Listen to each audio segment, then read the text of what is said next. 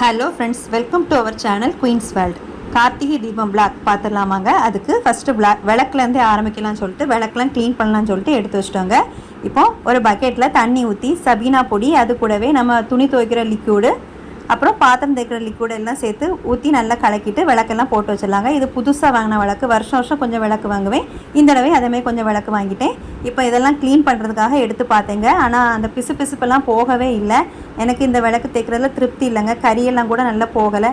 சரி, என்ன பண்ணலான்னு சொல்லிட்டு வேறு ஐடியா யோசித்தேங்க. என்னென்னா, தண்ணியை நல்லா கொதிக்க வச்சுட்டு அதில் என்ன பண்ணேன்னா, கொஞ்சமாக மிஷின் லிக்விடு, சபீனா பொடி, சோடா உப்பு, அப்புறம் பாத்திரம் தேய்க்கிற லிக்விடு எல்லாம் சேர்த்து போட்டு நல்லா கலக்கிக்கலாங்க. ஸ்பூன் வச்சு கலக்கிக்கலாம்.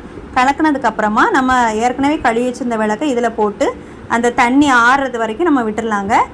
நம்ம நல்லா கலக்கிட்டு, ஏற்கனவே கழுவுன விளக்கு தாங்க. எனக்கு இந்த கறியெல்லாம் போகாததுனால இன்னொரு வாட்டி இதில் ட்ரை பண்ணலான்னு சொல்லிட்டு போட்டிருக்கேன் பாருங்கள்.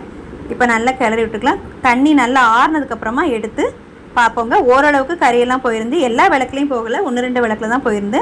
நான் அப்படி இன்னும் லேசாக விளக்க தேய்ச்சி விட்டேன். தேய்ச்சி விட்டதுக்கப்புறமா பச்சை தண்ணியில் நல்லா கழுவி எடுத்துட்டேங்க. கழுவி எடுத்து வெயிலில் கொண்டு காய வச்சுட்டேன். காய வச்சதுக்கப்புறமா கதவெல்லாம் க்ளீன் பண்ணதுக்கு ஆரம்பிச்சிட்டேங்க. கதவெல்லாம் தொடச்சி எடுத்து க்ளீன் பண்ணிக்கிட்டு, மண் விளக்கு வந்து நம்ம எப்போவுமே வைக்கும்போது அடியில் எண்ணெய் எவ்வளோ லீக்காக இருக்கும்னு சொல்லிட்டு நெயில் பாலிஷ்லாம் அடித்து வச்சுருந்தாங்க. சரி, இப்படியே லீக் ஆகாமல் இருக்கட்டும் சொல்லிட்டு ஒரு வீடியோ பார்த்தா இது பண்ணோம். சரி, ஓகேன்னு சொல்லிட்டு அதையும் ரெடி பண்ணி வச்சிட்டோம். பிள்ளைங்க 2 பேரும் சேர்ந்து அவங்களுக்கு பிடிச்ச மாதிரி பெயிண்டெல்லாம் விளக்குக்கு அடிச்சிட்டு இருந்தாங்க நெயில் பாலிஷ் வச்சு. இது கூட நல்லா தான் இருந்து, ஆனால் எரிஞ்சு போச்சுன்னா எல்லாமே கருத்துடும். சரி, எல்லா விளக்குக்கும் நாங்கள் பெயிண்ட் அடிச்சிட்டோம். இப்போ ஒரு தட்டத்தில் பச்சரிசி மாவும் மஞ்சள் பொடியும் சேர்த்து நல்லா தண்ணி ஊற்றி கலக்கிக்கலாம். பன்னீர்னாலும் பன்னீர் ஊற்றிக்கலாங்க. இது கைரேகை பதிக்கிறதுக்கு தான். மிச்ச மாவில் இந்த நம்ம என்ன பண்ணுறோன்னா, இந்த விளக்கு மேலே பொட்டு வைக்கிறதுக்கு இந்த மாதிரி ரெடி பண்ணி வச்சுட்டேங்க. இது பார்க்குறதுக்கு அழகாக இருந்து எல்லா விளக்குலையுமே மஞ்சள் பொடியும் பச்சரிசி மாவையும் முக்கி எடுத்து வச்சுட்டேன். இது காஞ்சதுக்கப்புறமா சந்தனம் கலக்கி வச்சுருந்தேங்க. சந்தனம் பொட்டு வச்சு குங்குமம் வச்சிடலாம்னு சொல்லிட்டு அதையும் ரெடி பண்ணிட்டோம். எல்லாம் கலக்கி எல்லா விளக்குக்குமே வச்சு முடிச்சிட்டோங்க. பார்க்குறதுக்கு எவ்வளோ அழகாக இருக்குது பார்த்தீங்களா? எல்லா விளக்குக்கும் வச்சு முடிச்சாச்சு. இப்போ கைரேகை பதிச்சிடலாம். கதவுல எல்லாம் கைரேகை பதிக்கணும். எல்லாமே என்னோடய பொண்ணுங்க தான் எல்லாம் ரெடி பண்ணிகிட்ருக்காங்க. இந்த சின்ன சின்ன ஹெல்ப்லாம் அவங்க தான் பண்ணிகிட்ருக்காங்க. நான் பணியாரம் வைக்க விஷயத்தில் ரொம்ப பிஸி ஆகிட்டேன். கைரேகை பதிச்சுட்டு மஞ்சள் குங்குமம் எல்லாம் வச்சு முடிச்சாச்சுங்க. இப்போ விளக்கெல்லாம் நான் தான் வரைஞ்சிட்ருக்கேன். பச்சரிசி மாவுலே விளக்கெல்லாம் வரைஞ்சாச்சு. இப்போ பணியாரம் அவிக்க ரெடி பண்ணிகிட்ருக்கேங்க. இலை பணியாரம் தான் அவிக்க போகிறேன். அதுவும் புழுங்கல் அரிசியில் சிறுபயிரெலாம் வறுத்துட்ருக்கேன். கொஞ்சம் வேலைகள்லாம் நடந்துகிட்ருக்கு. இலை பணியாரமும் திரளி கொழக்கட்டையும் தான் அவிக்க போகிறேன். ரெண்டுக்குமே தனித்தனியாக சிறுபயிரெலாம் வறுத்து எடுத்து வச்சாச்சு. இது வந்து திரளி கொழக்கட்டத்துக்காக இது ரெடி பண்ணிகிட்ருக்கேன். ஏற்கனவே திரளி கொழக்கட்டை பண்ணுற வீடியோவும் போட்டிருக்கேங்க. இப்போ விளக்குக்கு எண்ணெயெல்லாம் ஊற்றி திரியெல்லாம் போட்டு வச்சிடலாம். அங்கேயும் ஒரு கால் இங்கேயும் ஒரு கால் மாதிரி 2 வேலையும் மாறி மாறி பார்த்துட்ருக்கேன். விளக்குக்கு பொட்டெல்லாம் வேறு வைக்கணும், அதையும் வச்சிடலாம். இங்கேயும் கொஞ்சம் பார்த்துக்கிட்டு கிச்சனுக்கும் கொஞ்சம் போயிட்டு வந்துட்டுருப்பேங்க. 2 வேலையும் நடந்துகிட்ருக்குது. அப்பப்போ பிள்ளைங்களும் கொஞ்சம் சப்போர்ட் பண்ணிட்டு தான் இருக்காங்க. கோலம்லாம் போட்டு எல்லாம் ரெடி பண்ணிகிட்ருக்கோங்க. கோலம் எப்படி நல்லாயிருக்கு தான் பார்த்து சொல்லுங்கள். சரி, கோலம் போட்டு முடிச்சாச்சு. இப்போ திரளி கொழக்கட்டைக்கு தான் எல்லாம் ரெடி பண்ணிகிட்ருக்கோம். இந்த மாதிரி தான் எங்கள் அம்மா அவிச்சு தருவாங்க. திரளியெல்லாம் இலை பணியாரத்துக்கு ரெடி பண்ணிகிட்ருக்கோம். கொஞ்சம் அப்பப்போ வீடியோ எடுத்துகிட்ருக்கோம். எல்லாமே ரெடி பண்ணிகிட்ருக்கோம்.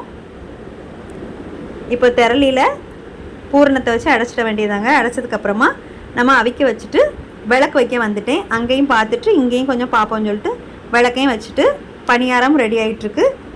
விளக்கெல்லாம் வச்சாச்சுங்க. பணியாரம் ரெடி ஆகிடுச்சு. இப்போ பூஜை கொடுக்க ஆரம்பிச்சிடலாம்னு சொல்லிக்கிட்டு விளக்குக்கு முன்னே எல்லாம் எடுத்து வைக்க ஆரம்பிச்சிட்டேன். விளக்கெல்லாம் பாருங்கள் எவ்வளோ அழகாக இருக்குது. காற்றும் அடிக்குது, ஆனாலும் எரிஞ்சிட்டு தான் இருக்குது. பார்க்கவே ரொம்ப அழகாக இருக்குது. இப்போ சாமிக்கு பூஜையெல்லாம் கொடுத்தாச்சு. கொடுத்து முடிச்சுட்டு எங்கள் தெருவில் வாகனம் வருங்க. அதாவது தழுவி மகாதேவர் கோயில் வாகனம் தாங்க. அதை பார்க்குறதுக்காக நாங்கள் சாமியெல்லாம் கும்பிட்டுட்டு வந்துட்டோம். இப்போ வாகனம் பார்க்குறதுக்கு தாங்க வந்திருக்கிறோம். ரொம்ப கூட்டம் இல்லை, ஓரளவுக்கு பரவாயில்லாமல் இருந்துச்சு. சாமியெல்லாம் கும்பிட்டு முடிச்சுட்டு சொக்கப்பனை எரிப்பன்னு சொல்லுவாங்க. அது இந்த ஊர்லலாம் ரொம்ப ஃபேமஸாக இருக்கும். அதை பார்க்குறதுக்காக வந்து நிற்கிறோம். சொக்கப்பனையெல்லாம் எரிக்கிறது இப்போ தான் நாங்கள் ரொம்ப கிட்ட நின்று பார்க்குறோங்க. இதுக்கு முந்தியெல்லாம் சின்ன பிள்ளையில தள்ளி நின்று தான் பார்ப்போம். இப்போ ரொம்ப கிட்ட நின்று பார்க்குறோம். நல்லா இருந்துச்சு பார்க்குறதுக்கு. டிஃப்ரெண்ட்டாக இருந்துச்சு. இந்த மாதிரி எரிஞ்சு மேலே அந்த கனல், அந்த தீப்பொறி இந்த பாருங்கள் பார்க்குறதுக்கு. இது எத்தனை பேர் பார்த்துருப்பீங்கன்னு தெரியாது. நாங்களே இப்போ தான் ரொம்ப கிட்ட நின்று பார்க்குறோம். இது பார்த்தா அந்த புஸ்வானத்தில் வர்றது மாதிரி இருந்துச்சு. நல்லா இருந்துச்சு. எல்லாம் முடிச்சுட்டு அந்த சாம்பலை வந்து எண்ணெய் குழப்பி சாமிக்கு நெத்திலெலாம் வச்சு விட்ருவாங்க. வச்சு முடிச்சுட்டு தான் தீபாரணம் கொடுத்து பூஜையை முடிப்பாங்க. அப்புறம் சாமி வாகனம்லாம் கோயிலுக்கு போயிடுச்சு. நாங்களும் சாமியெல்லாம் கும்பிட்டுட்டு வீட்டுக்கு கிளம்பிட்டோங்க. இந்த வருஷம் கார்த்திகை தீபம் ரொம்பவே சிறப்பாக இருந்துச்சு. நம்மளோட வீடியோ இது வரைக்கும் சப்ஸ்கிரைப் பண்ணாதவங்க கண்டிப்பாக சப்ஸ்கிரைப் பண்ணி விடுங்க. ஓகே ஃப்ரெண்ட்ஸ், தேங்க்யூ, பாய். அடுத்த வீடியோவில் பார்க்கலாம்.